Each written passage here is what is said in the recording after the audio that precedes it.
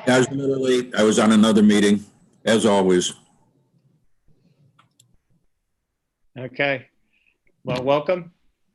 I'm on one screen, so I'm looking at the agenda for a moment, and then I was going to go over to the Zoom so I can actually see everybody. But it looks like the first order is the call to order, or first order of business. So I'd like to call the meeting of the Ethics Advisory Board for August 31st, 2020 to order. Welcome, everybody. And I believe everybody knows each other, but I'm Rich John. I'm on the legislature, and I'm the legislature appointee to the committee. I don't know if we want to go around the box, but yeah, Jonathan Wood is the county attorney, and Kathy and Brittany are the legislative clerks. And Dennis, Gretchen, and Brian, you are committee members, so thank you for your service. I believe the first order of business is the report from Jonathan Wood. Actually, before we get there, Brian, I think that'd be fine to add your item to the agenda. Does anybody have any objection to doing that? Okay. Jonathan?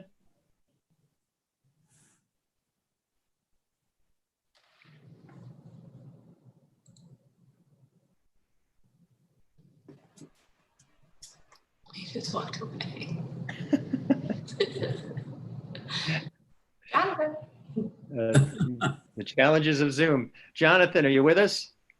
Can you hear me? Maybe we went to get some documents or something. Or it could be some sort of visual statement he's making. Oh, there he is. Okay. Jonathan? Yes. Can you hear me? I think you're up. The first order of business is a report from you on the financial disclosure forms. Okay. Financial disclosure forms, as usual, were not very interesting. There really aren't any noticeable issues. There's one legislator who has a partner who says occasionally does work for a company that sometimes works for the county. I'll look into that and make sure there's not any conflict there. But other than that, I mean, basically, people almost exclusively put down, that they don't have any conflicts. And the only thing most people own in terms of their property is their house, which is sometimes owned by them and sometimes them and their partner and sometimes their partner. But there's, as usual, very little that kind of jumps out about them. These days, most people's investments are in mutual funds, which you don't have to report. And a lot of people do, but they just say mutual fund. And very few people hold individual stocks with, like more and more over the years, it's, more and more mutual funds, and almost nobody owns individual stocks and things these days.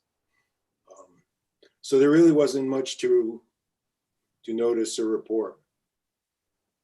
Okay. Any questions or comments for Jonathan? So I assume that the agenda was wrong when we said we were going through the 2018 reports. These are the 2020 financial disclosure reports, right, Jonathan? Yes. Yeah, and they just, I should report everybody. We got one from everybody. As always, some are delayed. And we didn't want to schedule the meeting till we had them from everybody. But we have them from everybody. Yeah, typically we have our meeting in June, right? Yeah. Is there any problem, Jonathan? Because it's the last day of August. I assume we're in the year. Yeah, well, I think you do it when you can do it. In the last several years, as you probably know, we changed from a paper form to an online form, which does make it easier for people to fill them out. But yeah, I believe the rule just says we need to meet annually to review the forms. I don't believe it has a particular date, but even if it did, I guess we meet when we can meet. So Kathy, did you review the forms also? You're on mute, Kathy. Sorry. Yes, I did review the forms. Yeah, that's good. I mean, this is a mere technicality, and I agreed last time, this is a fine procedure as far as I'm concerned, but I don't know if it really is the committee reviewing the forms, just on a technical level. Yeah, I mean, I personally don't really have a problem with that. I mean, all the time, something is assigned to the county administrator or whatever, and they assign a staff member to do it and report. I don't view it that this committee itself needs to go through everybody's form. How many forms are there, Jonathan? What's that? Sorry, I interrupted. Go ahead and No, finish. I said, obviously, the committee could do that if it wanted to. I would picture that not as a really good use of the committee's time. Yeah, I was wondering, how many forms do you have to review? Kathy would probably know the exact number, but it's probably about 80 or so, Kathy. Yes, I was going to say about 75, probably. Okay. Well, what do you guys think? Brian, Gretchen, Dennis? Yeah, I think it's fine. As I said before, we discussed this at the last meeting, and I think this is a fine procedure. I just don't know whether it actually qualifies that the committee has reviewed it. Maybe we can say the committee delegated the responsibility. I don't think it's going to be an issue anywhere. We've never had any sort of financial disclosure issue, as far as I can recall. And I think I said just earlier that I've been on the board for 12 years. So I can't recall any time that we had an issue. It's mostly late filing. Right. I mean, if I could point out, disclosure is really just about disclosure. It's not really to find faults. It's for people to disclose what they own, and so that, if something were to come up. But disclosure itself typically doesn't reveal conflicts in and of itself. It's a disclosure, and then a conflict could arise later when you neglected to disclose something or you did something inconsistent with the disclosure. But the disclosure itself is really just the disclosure. Okay. I'll just add too that the code does state that the Ethics Advisory Board shall review the report of the county attorney on the filed financial disclosure statements. Yeah. So. Well, I guess that leads into our next item, which is the draft of the rules for the advisory board. And Kathy, maybe you want to talk to that? Sure, I attached to the agenda the draft code of ethics with the proposed changes the group had agreed to a couple years ago prior to the audit done by the state. And we were kind of waiting to see if a report was received. And as far as I know, to date, a report has not been received. So the legislature, the Government Operations Committee is interested in reviewing the code of ethics. And we wanted to bring forward these changes as proposed by this board. But if I recall, there were a couple questions raised at the last Government Operations Committee asking this group to look at in the code that was raised by Dan Klein. Did you receive anything, Rich, from him? I did, and thank you for the reminder. Let me pull up his email. I didn't get a copy of that, so. Okay.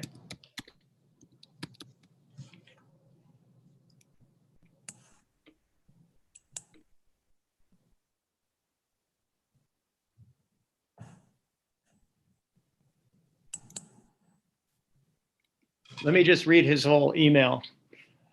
Hi, Rich. You asked me to send you the issues that I would like discussed concerning the ethics law. Section 3A1G talks about how a county officer shall not use their position in a way that results in a financial benefit for anyone who has given them campaign contributions of more than $500 during the previous 24 months. I would like to see that same prohibition extended forward in time as well. The future prohibition would be against the legislature accepting campaign contributions from anyone from whom the legislator's actions resulted in a financial benefit during the previous 24 months. Section 3F is titled Political Solicitations and may or may not be the section that could address two concerns. Can we prohibit a legislature who is a candidate for an elected position from seeking or accepting the endorsement of a county employee? And then, can we prohibit a legislator who is a candidate for an elected position from seeking or accepting the endorsement of an organization or an officer of an organization when that organization receives funding from the county? Thanks, Dan. So he has some things to chew on there. Do you want me to read that again? Did you get the sense of it? One is that we look backwards on political contributions, and he's saying we should look forward too. That if you're getting contributions in the future, it should be treated the same as if you got them in the past. Why don't we talk about them in order? And I can go back and read the first one again if you'd like. Does anybody want it read again? Yeah, if you kind of go over them as we talk about them. Sure. Help us know what we're talking about. Section 3A1G talks about how a county officer shall not use their position in a way that results in financial benefit for anyone who has given them campaign contributions of more than $500 during the previous 24 months. I would like to see that same prohibition extended forward in time as well. The future prohibition would be against the legislature accepting campaign contributions from anyone from whom the legislator's actions resulted in a financial benefit during the previous 24 months. So if I could throw out an example, I'm on the Industrial Development Agency, and we vote on giving tax abatements for building projects in town. If I were to run for some other office and I had voted in favor of some development project, I should not take any money for the next 24 months from that party. While in the current rule is, if I'd received money, I couldn't vote as an IDA member for 24 months after that donation. What do you guys think? I think it's a good idea to implement that. Okay. Dennis? Yeah, go Dennis. What's that? I'll defer to Dennis and then I'll say something. Dennis is muted. Yes.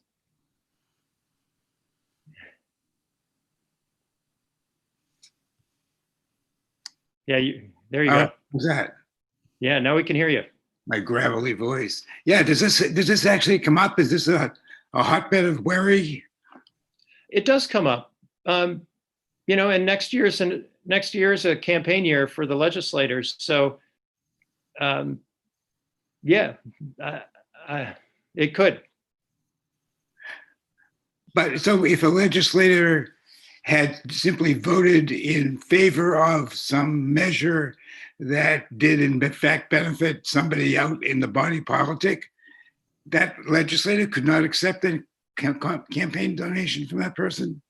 Yeah, it would be from a fairly restricted universe of people, I think. It would be real estate developers come to mind immediately, because I see. If you're on the IDA or on the legislature, the committee that does economic development, you're voting on their projects. You're supporting them or not. And say, for instance, I recently helped write a letter in support of City Harbor and Carpenter Park, saying we need the jobs. The DOT was saying, no, let's figure out Route 13. And many years from now, we could think about any building in the city. And I was like, oh my God.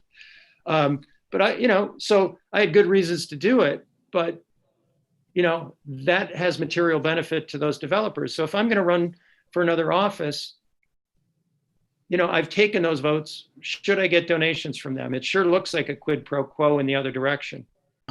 Sure. Is Dan's argument. And as Gretchen said, she thinks it's a good idea. I kind of do too. Okay. So I'll just speak to that in the sense that, you know, in preparation for this, the other issue I brought up here is I looked at some donations in the process, and I noticed that, you know, that developers do give money to political candidates. Now, whether it's before or after, I mean, we have developers in Ithaca that have multiple projects, you know, so maybe they're not as, you know, it's been after a vote's been taken, but in anticipation of a vote that might come in 2 or 3 years from now, you know, I think it's a challenging thing, you know, and yeah, I agree with both of you. I think we really need to factor that in here. I'm not sure the language, how we really capture this in the language. Uh-huh. Yeah, I haven't thought about that issue yet, but you know, and my mind is going to Dana Balter and John Katko. If you turn on the television and just the bile, but every time I see those commercials, I say, how much money are they spending? And they must be just begging for money from every possible direction to do these hideous things to each other. It's just awful. You know, we're lucky here. It's a much smaller issue. You know, we don't generally get to that level in a campaign, but I don't think we want to. Yeah. My view. Yeah, Dennis? This is a terra incognita to me, but it sounds as though what's being attempted here is something good that should make the political wheels turn a little more gracefully, and so I think I'm in favor of it. Who suggested that we do this? Dan Klein, another legislator. And I'm speculating, but I think it had some resonance from the current or the recent assembly race, where there, you know, to run for the assembly, you really do have to raise some money. And, you know, a lot of the developers chipped in, and, you know, and I'm picking on developers, but you can have people that have contracts with the county. Jonathan, what other directions could you see this issue arising from political donations where we would vote? Well, I'm back and trying to figure out the wording, how this really relates, because I mean, the whole section is like you shouldn't use your position to benefit somebody who, you know, and then a whole list. And one is somebody who's gotten a contribution from the past 2 years. But you can't know that if you're going to get your contribution in the future, you know? So, well, but you could turn down the donation. You could not solicit them, and you could just say, I can't take money from you. Who would police this? I think ultimately the candidates themselves would have to say, oh, I can't take donations from you. But if they took the money and there was a complaint, it would come to us. I think, right, Jonathan? Yeah, if there was an ethics violation. I mean, it does seem like you're getting into something which is a little more difficult in the sense that, you know, here you're not saying that you can't take money from people, right? What you're saying is you can't take actions based on that. And if you're talking about in the future, basically what you're saying is you can't take money from people. Well, no, this is saying if we've taken action as a legislature, you can't take money in the future for 24 months. Well, yeah, right. But that's what we're saying. We're saying you can't take money. Whereas before, what we're saying is you can't take any action as a result of taking money, which is different from saying you can't take money. It is different. Right?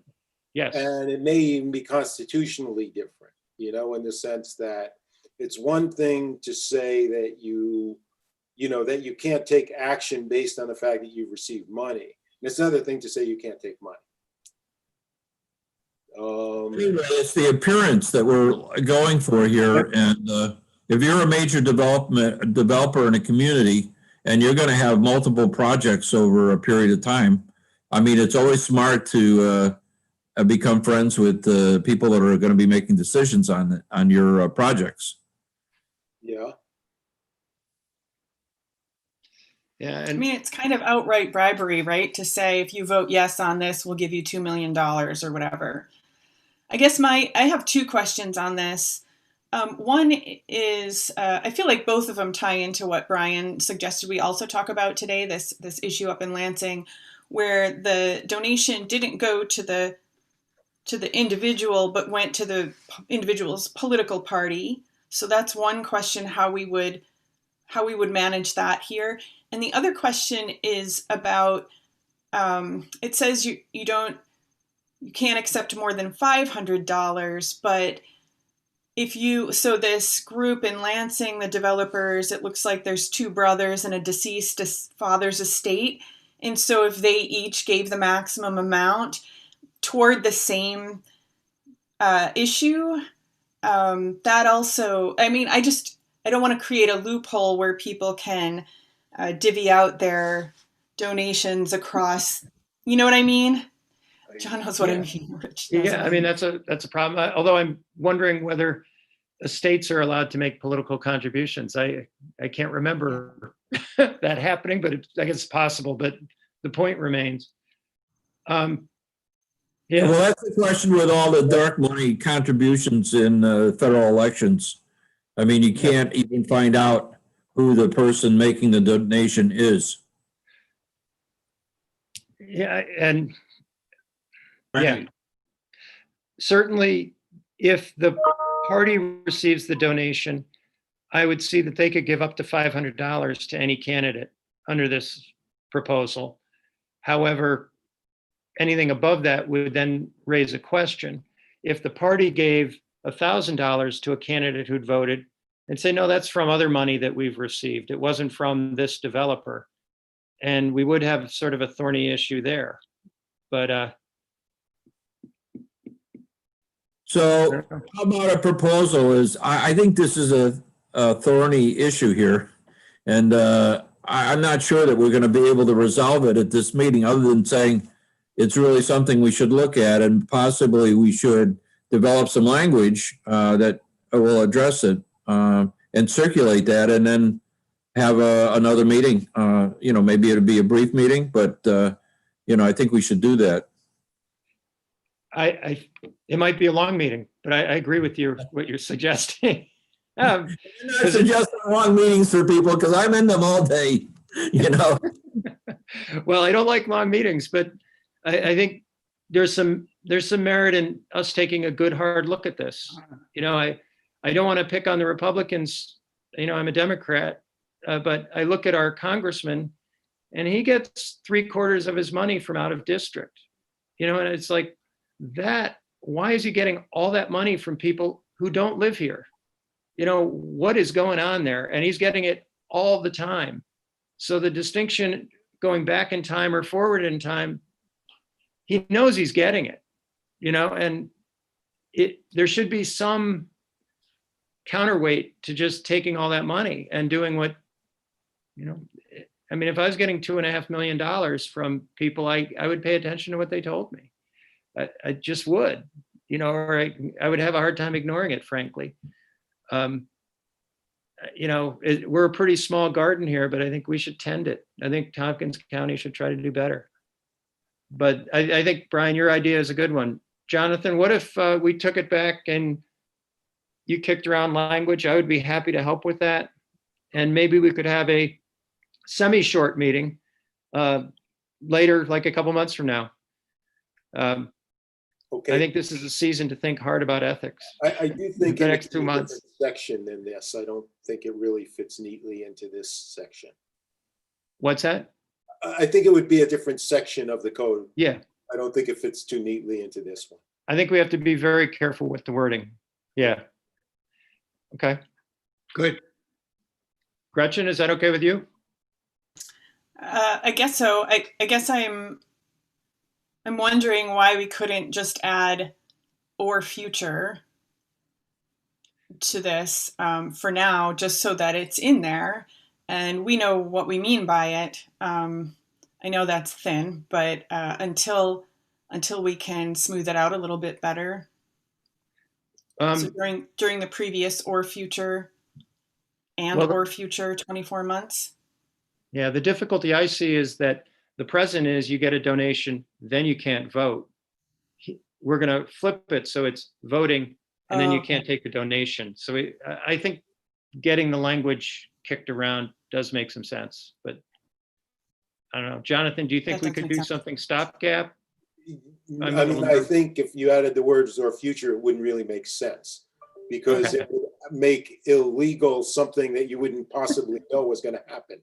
Yeah. So, I mean, I don't think we can word it that way. Yeah, I think it would be challengeable as being vague, not being specific enough. Okay, all right. Let's look at the other questions he has.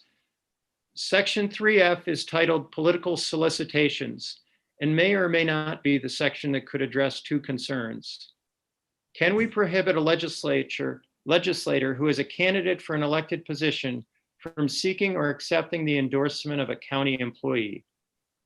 Can we prohibit a legislator who is a candidate for an elected position from seeking or accepting the endorsement of an organization or an officer of an organization when that organization receives funding from the county?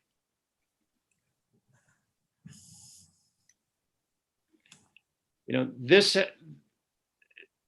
an issue inherent in the first thing we just talked about, which is that it would treat legislators different from challengers, right? That, you know, a challenger isn't under our ethics laws. So the first time they run, if they're successful, then they come under the laws. But while they're just running, they're running. They don't have to agree to anything. So it would skew things a little bit.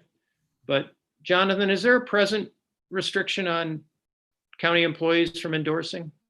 No, and I got to say, there's a real constitutional issue there. I mean, clearly, if you are using your position, let's say as a legislator, to get somebody who's working under you to endorse you, that would be an improper use of your office. But I think it is a real constitutional issue to say, now, if I wanted to endorse you, and we've had this in the past, in fact, we had this in the last election, where a county employee will endorse somebody. And I'm not exactly sure what endorse means, by the way, but will, have an article in the paper where they'll say, and that seems to be bad judgment. But I do, it's a constitutional question whether you could prevent somebody from saying, let's say, Rich is running again for his office seat and I endorse him or I support him. And you're going to say, well, I do not accept Jonathan's support or endorsement. It doesn't really make a lot of sense. I mean, I have the right to endorse you if I want to, whether you want it or not. I mean, I have a constitutional right to that. So it seems to me you're really getting into some very fuzzy thing. I mean, I think to say you can't use your position as a legislator, as anybody, to secure an endorsement. That's clearly would be improper. But to say that people can't endorse you, again, endorse is sort of a vague term as far as I'm concerned. What is the difference between supporting and endorsing? I don't really know. But to say that an employee can't endorse you, I think that's, in my mind, that's a violation of employees' constitutional right to endorse whoever they want. Yeah, it is kind of gray. And, in the recent primary, I endorsed somebody for the district attorney and somebody for the assembly race. But I'm an elected person, so I'm supposed to be taking positions. And it does seem like it's different if I ran next year, and because I've been chairing public safety, I really leaned on, Dan Cornell at probation and said, come on, write me a letter. That would be ugly, but it's just tremendously bad judgment. I don't know how we write rules around that. Yeah, I mean, the only rule I think would be proper is that you cannot use your position as chair of public safety to get Dan Cornell to write you a letter or to write a letter in favor of you. But I don't believe we could have constitutionally prevent Dan Cornell from writing a letter to the Journal saying Rich John is great if he wants to. I mean, Or the opposite. we can do that. Yeah. Yeah, I think we're getting close to a judgment issue here. I mean, I've very infrequently been asked for my endorsement, and I have never endorsed anyone. So, I just try to stay away from anything that would confuse folks as on the issues. Yeah, I mean, the nature of politics is, you want community members to say, this person is sane, is rational, would do a good job. And I think that's helpful to the voters. So, it is this vague idea of what's support, what's endorsement, what does it mean? But I think it means something. And I think it's generally okay. But it's this leverage issue that is the problem if it's happening. Yeah. Dennis, Gretchen, what do you guys think? I think that I'm with the segment that seems to think that we aren't in the business of trying to remove people's free speech rights. And if you want to endorse somebody, you can. It can sometimes look like a quid pro quo, and maybe even an ethically dubious one, but address that at the time rather than banning all endorsements. Yeah.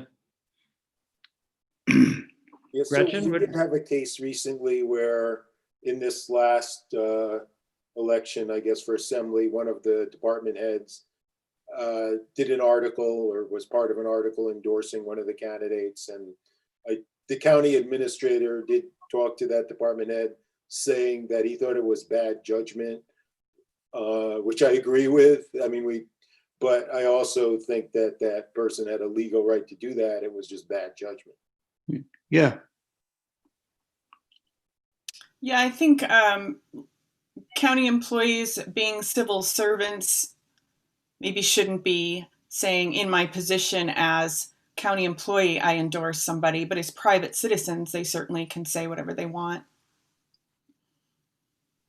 Yeah. And we do have a rule about speaking for the county, which is not part of the ethics rule, but our, county rules that, about speaking. And basically, if you're speaking for the county, you need to say so. If you're not speaking for the county, you need to say so, basically. Shouldn't leave the impression that you're speaking for the county if you're speaking for yourself. It's not in the code of ethics, but it's a rule. Yeah. I was reading recently a book where they talked about Lord Moulton, who is a English judge back in the 1920s. And he had a phrase about obedience to the unenforceable, that there's this huge gray area of stuff that you can't really say, you can't do that, but you expect people to say, hey, I'm not going to do that. That's just bad. And trying to write rules around it, it becomes increasingly hard the vaguer it gets. But at the same time, it's increasingly important that people understand, there's a right wrong issue buried in there. Maybe there's another way to do this, with a general statement from us. Maybe we issue something. We could do a proclamation. Well, this has been certainly an issue at the federal level where all the norms are being violated, and there's not a whole lot that can be done about it. Right. Yeah. Well, as I said, all the more reason I think we should be doing what we can in Tompkins County to make sure we're doing the best we can. It's so shocking. I find what's happening on a national level very scary. And frankly, on the state level to some extent too, indictment by indictment. It's we should set a good example for them. We could help them that way. Anyway, maybe we could think further about this. If we're going to have a follow-up meeting to talk about that first language question, if anybody has any great ideas on this, we could bring it up then and talk a bit more. Can we put something advisory in the ethics code that is not necessarily a code provision, but just parenthetically or something that says people use your common sense, you know. I mean, I kind of prefer not to do that because create some confusion with people as to whether, you know, this is one of the voluntary things or advice things versus something you're strictly not allowed to do and get in real trouble for doing. So, Yeah. you know. Yeah. Yeah, you know, the lawyer's code of ethics has, disciplinary rules and then ethical considerations. And yeah, this would be sort of in the ethical consideration file that you go, well, think about it. That's why I was suggesting maybe a proclamation or some statement from us saying, when you're making a political endorsement, what are you doing? And are there, you should just think about, are there ancillary issues that are cropping up? Right. But I don't know how we get it to a rule or put it into the ethics rules. And it is worth noting that we adopt our code of ethics as a law.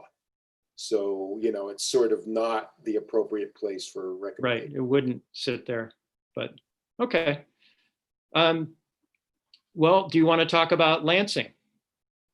Yeah, then we want to go back and approve those code changes anyway. I don't have any problem with them. Yeah, let me give you some background. Number one, I'm raising this as a process issue. I'm not asserting that anybody's violated any law, but I'm very concerned about how this is rolled out. Anyway, let me just give the background. Lucente is a major developer in Lansing.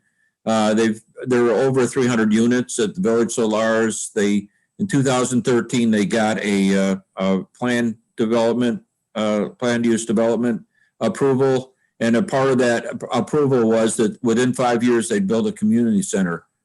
And that was 2013. 2017, they asked for an extension to December of 2020. And then in July of last year, they came forward and asked for another extension. And so the timing was this. There was an $8,400 donation to the Republican Committee in Lansing on July 8th. And that's about half of the donations for 2019 to the Republican Committee. And then on July 12th, the developer asked for the extension. And then it was on, I think, July 17th. I have all the dates. July 17th, it went to the planning board. No, they delegated it to go to the planning board. And it came back, and it was approved on August 21st. So this all happened within a month and a half. And there was a contested race in Lansing for the town supervisor, and the town supervisor won by about 100 votes. And the town supervisor sits on the Town of Lansing Ethics Advisory Board. And the town supervisor asked for an opinion from the Ethics Advisory Board. And the outcome of that has not been revealed because he's told people that since he asked for the opinion, he has the power to release it or not. So currently there's 3 members. He's resigned from the Ethics Advisory Board. There's a couple of other people have resigned, so they don't have a quorum anymore. And there has been proposals for some amendments to their ethics code. But everything, this is, the last thing I sent you was from January. So there's not been a lot of movement here. It's a highly contested issue. And so I'm really concerned about the appearance of the public. Really, this is really sort of blatant stuff. Even if it wasn't anything illegal here, the appearance is really bad. And I don't know where our authority lies here. I don't, since they don't have a functioning advisory board, they could also, send it to us for review. Or maybe we can write to the Office of Comptroller for an opinion on this. But it just seems they're stuck. And I want to keep this relatively confidential because this is any sort of intervention. The reason they've been keeping it quiet, I think someone has said because they don't want the county to get involved with this. And so. Brian, let me just interrupt you. We are being recorded. Yeah, I know. Live streaming. Yeah, I know. Well, I'm just saying that it's a very sensitive subject. And I'm just worried that it's something that really needs attention. And I don't know where that attention is going to come from. Okay, well, certainly if they asked us to step in and offer our opinion, that would be our job to do. It doesn't sound like they want us to do that, for better or worse, but we're, I think, ready and willing, whether ready, willing, and able. We could certainly opine. Kathy, have you heard anything on whether anybody's reached out to you on getting an opinion on this? No, I have not heard anything. Jonathan, have you? Yeah. I'm pretty familiar with this. I talked to the town attorney, but it must have been more than a year ago at this point. But basically, under the law, the county board of ethics has jurisdiction when a town doesn't have its own board of ethics. In Lansing's case, they do have a board of ethics. It arguably is dysfunctional. And there are there are certainly issues as to who should be on that board and who should not be, et cetera.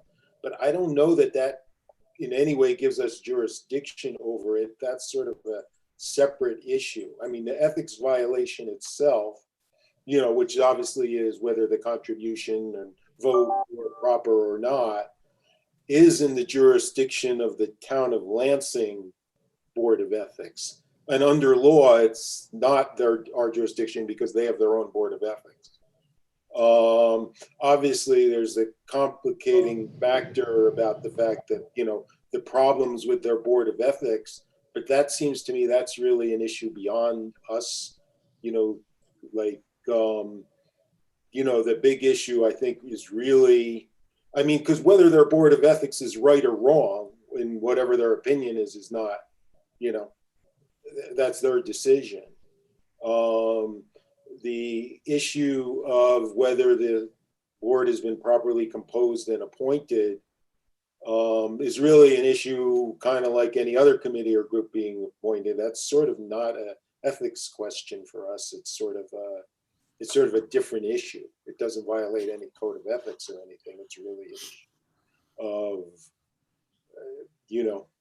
whether those municipal, for example, is that appointment made proper or not?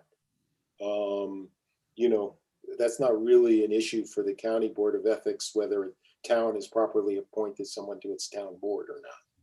It would be the underlying question. Ethical question. Yeah, right. The underlying question would have been in our jurisdiction if the town of Lansing didn't have its own board of ethics. There's no question that they have a board of ethics.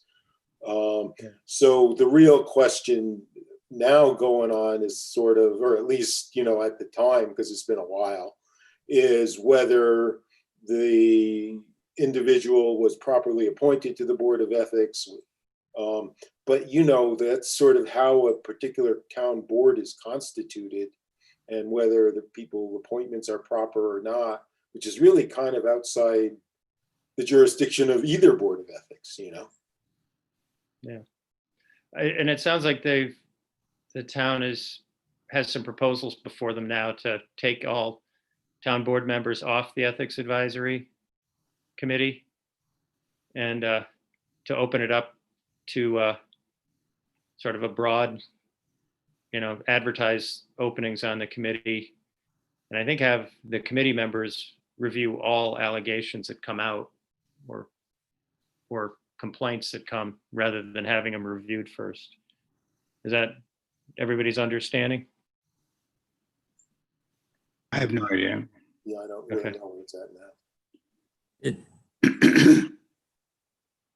I just feel bad that we have a significant issue here that we have no ability to help resolve the problem. Yeah. Yeah, the county ethics advisory board should be all powerful, I think. But here we are.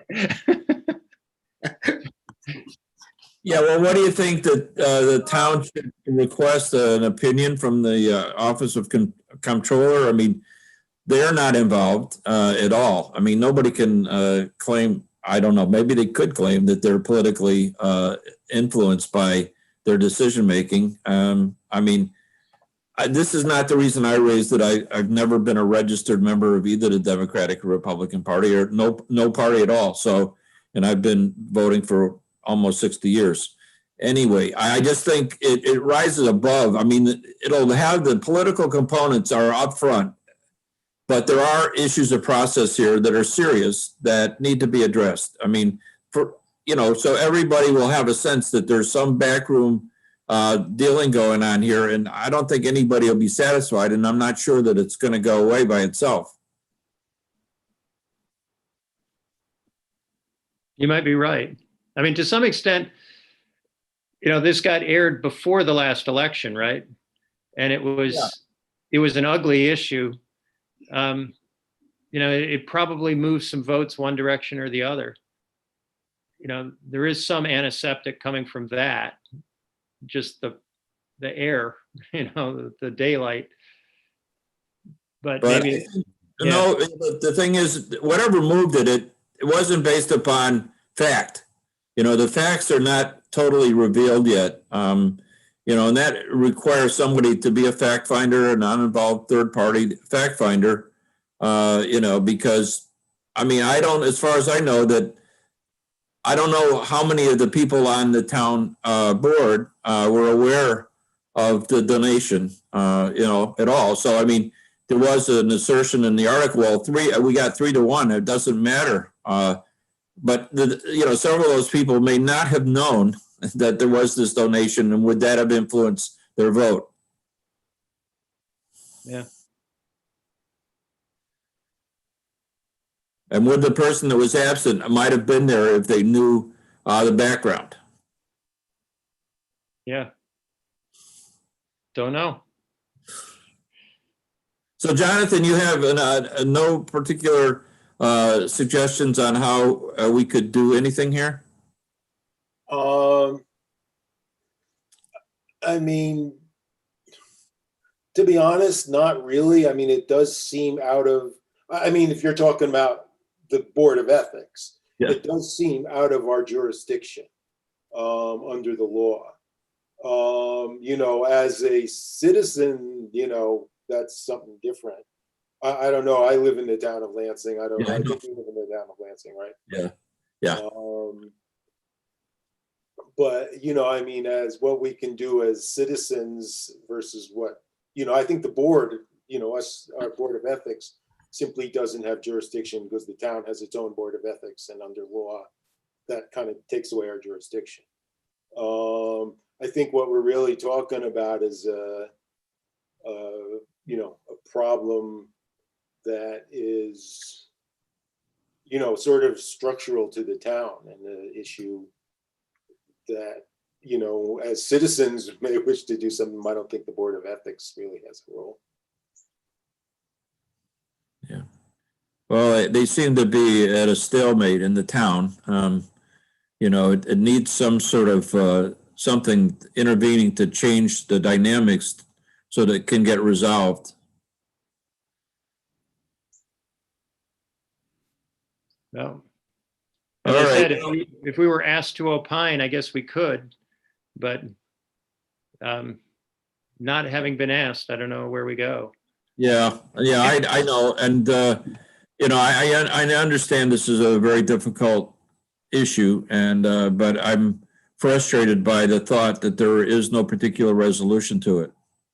But I will not push this issue anymore here. I just, I had completely forgotten about it until this ethics advisory board a meeting was scheduled, and I said, I wonder whatever happened with that issue. So I checked in yesterday, and I found that not much, so, and it's over a year since the incident, and it probably will not be resolved, not in a public way. Yeah. Would can I ask a question? Would we be so hands off if somebody, a member of the legislature, had actually come to our committee seeking some sort of opinion? At least would that get us motivated enough to try to generate an opinion and find some facts? Or I'm surprised that no member of the legislature has asked us for assistance, given how bad the story was that you told. I mean, Yeah. why are they living with this? Well, if I can speak for one legislator, it's incredibly awkward for us as county legislators to try to cram down our ethical views on a town board. We don't belong there. They are a sovereign, municipal government as well as we are. We don't stand above them. So I think that holds us back a bit, and we weren't asked. Yeah. I mean, it's a state that sits above the town. Maybe somebody at the state could have jumped in, like the comptroller.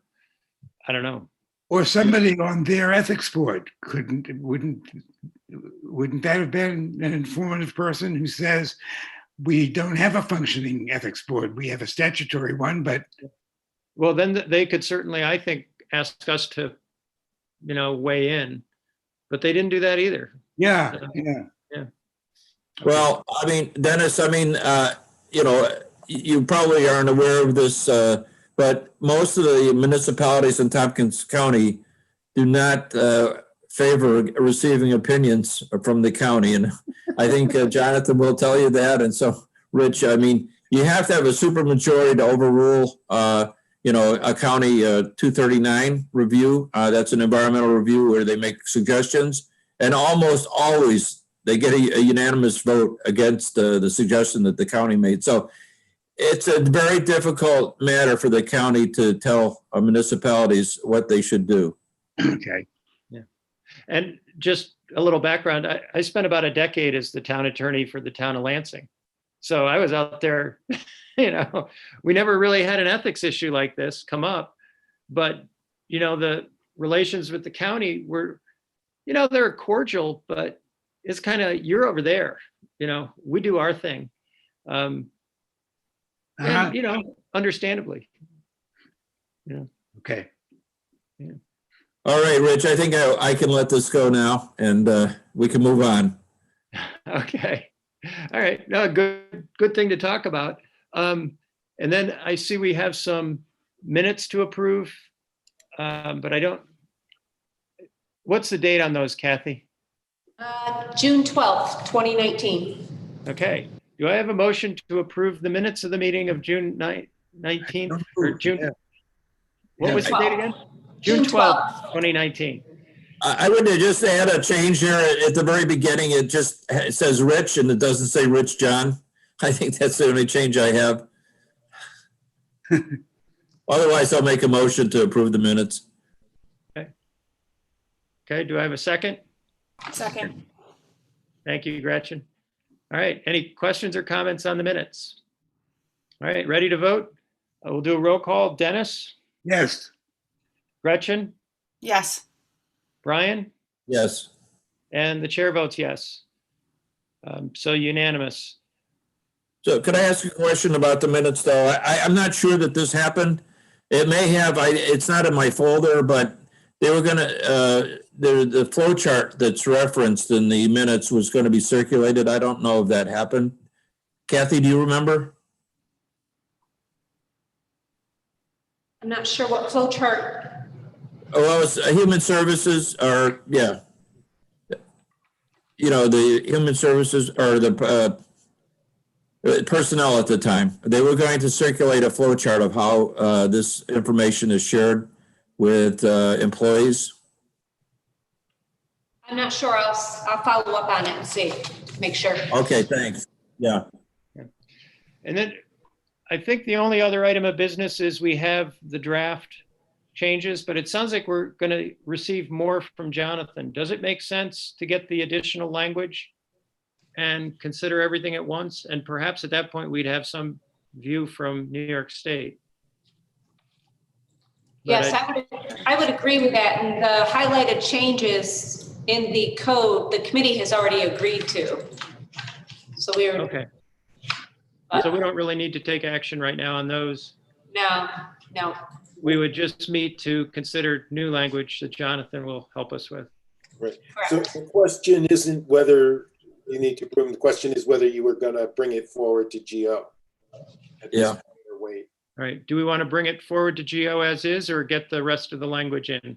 I think we should wait because it has to be done by local law, so I'd rather just do it as one local law and bring it forward at that time.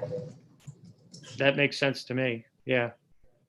So in this regard, are there any, are we waiting for the comptroller's office to send us their report, or is there any reason for us to inquire what the status of that report is? I mean, it's more than 2 years or maybe 3 years.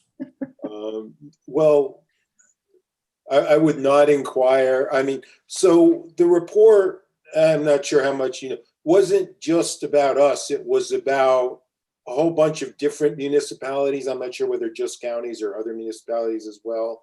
And then to sort of do an overall report and compare them. And I think we were like the first municipality. So I certainly didn't expect it to be quick. Didn't expect it to be years either. But, you know, I think the issue is not with us. The issue is with the other municipalities, and they probably with COVID didn't really continue to do. So I'm not sure I would worry about it. We did, as you may recall, we added 2 sections which had inadvertently been eliminated. And we added them back by local law. That was a comment that they had made during the course of the, you know, of their review. I don't think that they're going to get into the specific language and stuff. My guess is, I think it's more because they're doing comparisons, you know, who has a code, whose code is complete, who's, you know, who has a board of ethics, how often they meet, that kind of thing. Rather than, I don't think they're going to get into the specific language. I could be wrong. But given the nature of what it is, you know, a review of many municipalities, my guess is that they're looking at more general things. But I could be wrong. Yeah, so the reason I asked that is if we were trying to consolidate all the changes into one document and only have to go to GO once for the local law change, you know, we made substantial changes upon their recommendation at the last report they issued us. You know, it was a major rewrite from whatever the 2009 code or whatever it was before that. So, you know, if that's not anticipated, then I don't see any reason that we have to wait to get that report. Right. Well, I can't speak to them for sure. I'm just, you know, just the nature of what they're doing seems to be more general, you know, given that they're doing many municipalities. But Yeah. you know. Well, certainly we can do what we do and they'll do what they do. And if they really object to what we're doing, they'll let us know, I guess. You know, if they can't answer us in 2 years, you know, what are you going to do? I guess they're not too worried about our violations of their principles, you know. I don't know. I don't know. All right. Well, is there any other business to come before the board? Are we through? Okay.